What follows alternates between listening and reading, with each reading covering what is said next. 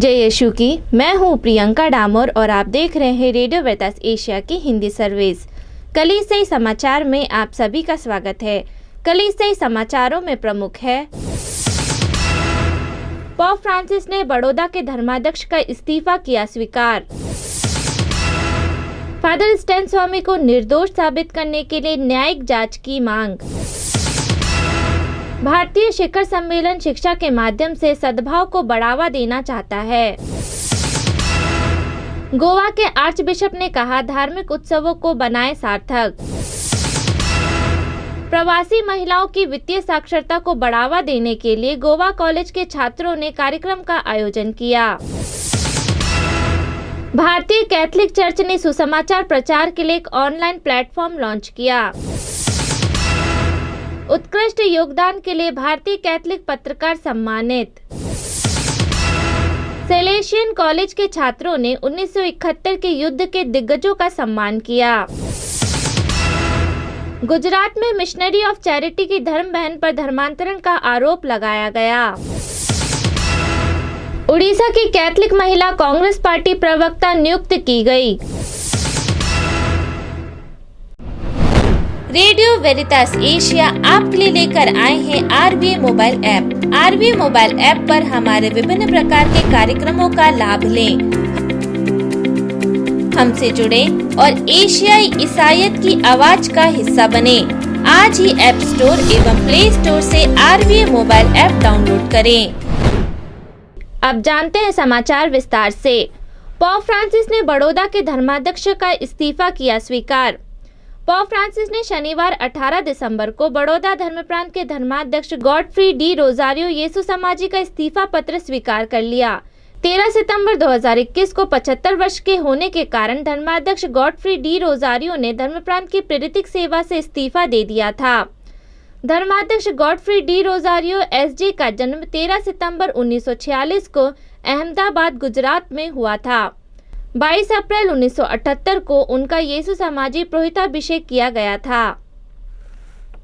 Father Stan स्वामी को निर्दोष साबित करने के लिए न्यायिक जांच की मांग। मुंबई में एक जेसुइट पुरोहित ने हिरासत में फादर स्टैन स्वामी की मौत की न्यायिक जांच के लिए बॉम्बे हाईकोर्ट में याचिका दायर की है और आदिवासी कार्यकर्ता से जुड़े अपराध के ओडियम को हटा दिया है। फादर स्टैन स्वामी की 5 जुलाई को मुंबई के एक अस्पताल में विचारधारीन कैदी के रूप में मृत्यु हो गई थी, जहां उनका इलाज कोविड-19 और इसकी जटिलता के लिए किया जा रहा था। 84 वर्षीय फादर भारत के आतंकवाद विरोधी संगठन राष्ट्रीय जांच एजेंसी द्वारा गिरफ्तार किए गए 16 लोगों में से सबसे उम्र दराज थे, जिसे भीमा कोरेगांव मामला या अलगर परिषद मामले के रूप में जाना जाता है। उच्च न्यायालय में याचिका फादर फ्रेजर द्वारा स्थानांतरित की गई थी, जिसे फादर स्वामी के रिश्तेदार के रूप में नामित किया गया था। फादर फ्रेजर एकमात्र व्यक्ति थे जिन्हें फादर स्वामी से मिलने की इजाजत थी जब वे अस्पताल में थे। उनकी याचिका में कहा गया कि जांच से भारत में जेसुइट पर पड़ने वाली छाया को दूर करने में मदद मिलेगी। भारतीय शिखर सम्मेलन शिक्षा के माध्यम से सद्भाव को बढ़ावा देना चाहता है।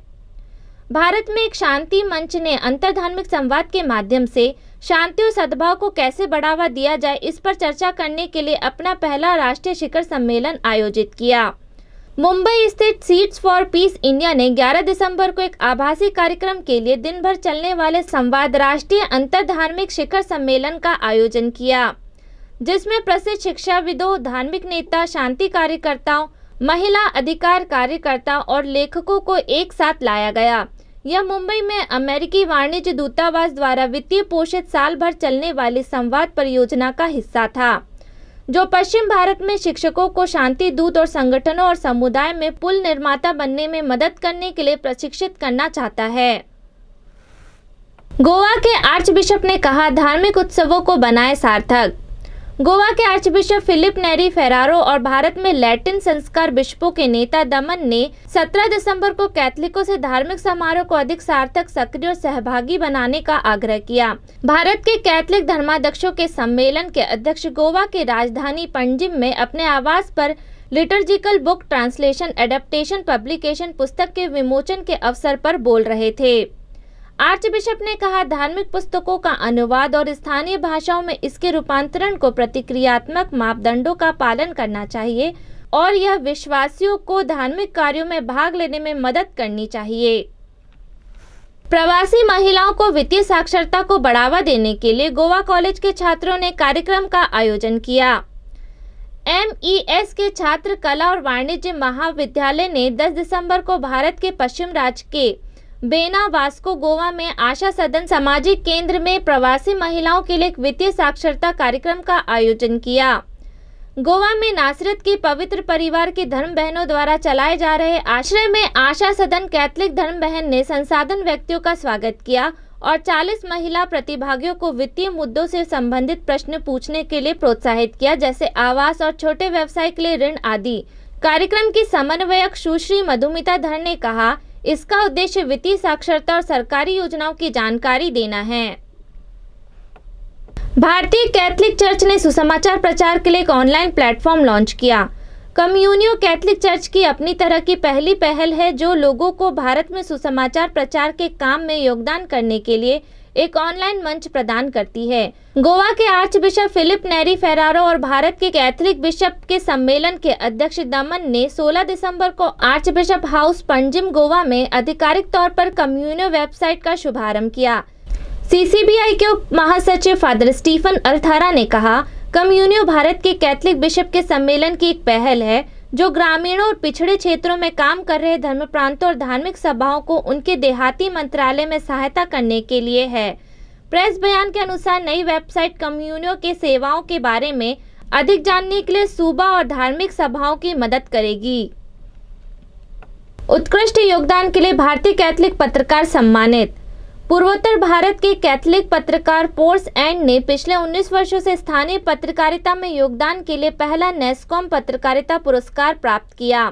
नॉर्थ ईस्ट सोशल कम्युनिकेशन और असम क्रिश्चियन फोरम ने 15 दिसंबर को असम के नारंगी गुवाहाटी में Saint Francis de Sales auditorium में आयोजित एक विशेष कार्यक्रम के दौरान गुवाहाटी स्थित पत्रकार पोर्स एंड को सम्मानित किया। नेस्कॉम जर्नलिज्म अवार्ड 2021 ने पोर्स एनिड के पत्रकारिता के क्षेत्र में उत्कृष्ट योगदान को मान्यता दी। एनिड हाशिया पर रहने वाले, विशेष रूप से दलित जनजाति समुदाय, दलितों, अनुसूचित जातियों, अल्पसंख्यकों और चाय बागवानों में पीड़ित आदिवासियों की चिंताओं पर रिपोर्टिंग करता रहा है। सैलेसियन कॉलेज के छात्रों ने 1971 के युद्ध के दिग्गजों का सम्मान किया। पश्चिम बंगाल के एक सैलेसियन कॉलेज के छात्रों के एक समूह ने 13 दिवसीय भारत पाकिस्तान युद्ध के बाद बांग्लादेश के जन्म की 50वीं वर्षगांठ को चिन्हित करने के लिए युद्ध के दिग्गजों के लिए एक अभिनंदन कार्यक्रम का आयोजन किया। सैलेसियन कॉलेज सिलीगुड़ी के NSS कार्यक्रम आधिकारिक शिक्षा के सहायक प्रोफेसर पिनाट डे ने कहा, सैलेसियन कॉलेज सिलीगुड़ी के राष्ट्रीय सेवा योजना इकाई 2 के सदस्यों ने युद्ध के दिग्गजों को श्रद्धांजलि देने और विजय दिवस को चिन्हित करने का विचार रखा। 18 दिसंबर के समारोह में 6 दिग्गजों और एक युद्ध विधवा के नेतृत्व में गोरखा राफाइल्स के 86 वर्षीय कैप्टन SB क्षेत्रीय थे, जो पूर्वी पाकिस्तान की राजधानी ढाका पर कब्जा करने के लिए बोगरा की निर्णायक लड़ाई का हिस्सा थे। गुजरात में मिशनरी ऑफ चैरिटी के धर्म बहन पर धर्मांतरण का आरोप लगाया गया। पश्चिम भारतीय राज्य गुजरात में missionary of charity shelter home पर अधिकारियों द्वारा लड़कियों को बदलने की कोशिश करने का आरोप लगाया गया है। राज्य में धर्मांतरण विरोधी कानून के उल्लंघन के लिए शिकायत दर्ज होने के बाद 13 दिसंबर को वडोदरा शहर में निर्मला शिशु भवन के खिलाफ पुलिस जांच शुरू की गई थी। 9 दिसंबर को जिला बाल कल्याण समिति के अध्यक्ष के साथ अनाथालय का दौरा करने वाले एक जिला सामाजिक रक्षा अधिकारी शिकायतकर्ता मयंक त्रिवेदी ने आरोप लगाया कि लड़कियों को उनके गले में क्रॉस पहनने और बाइबल को एक स्टोर रूम में रखने के लिए मजबूर किया गया था, जिसका वे नियमित रूप से उपयोग करते थे।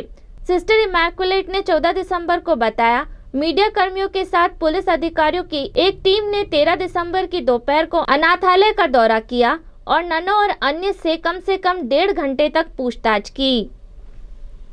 उड़ीसा की कैथलिक महिला कांग्रेस पार्टी की प्रवक्ता नियुक्त की गई।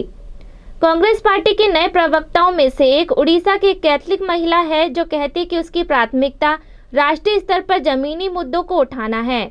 शिल्पा एक्का, जिन्हें 16 दिसंबर को कांग्रेस पार्टी का राष्ट्रीय प्रवक्ता नियुक्त किया गया था, ने कहा, मैं सम्मानित महसूस कर रही हूं कि पार्टी ने इस महत्वपूर्ण पद पर दूर दराज के गाँव के एक व्यक्ति पर भरोसा किया है। मैं कभी सोच भी नहीं सकती थी कि मुझे ऐसा मौका मिलेगा जहां मैं आसपास के लोगों के मुद्दों को उठा सकूं। इसी के साथ कलिसिया समाचार समाप्त हुए। अगली बार फिर मुलाकात होगी नई खबरों के साथ। नमस्कार। रेडियो वेरितास एशिया आपके लिए लेकर आए हैं RVA mobile app. RVA mobile app पर हमारे विभिन्न प्रकार के कार्यक्रमों का लाभ लें, हमसे जुड़े और एशियाई ईसाईयत की आवाज का हिस्सा बने। आज ही ऐप स्टोर एवं प्ले स्टोर से RVA मोबाइल ऐप डाउनलोड करें।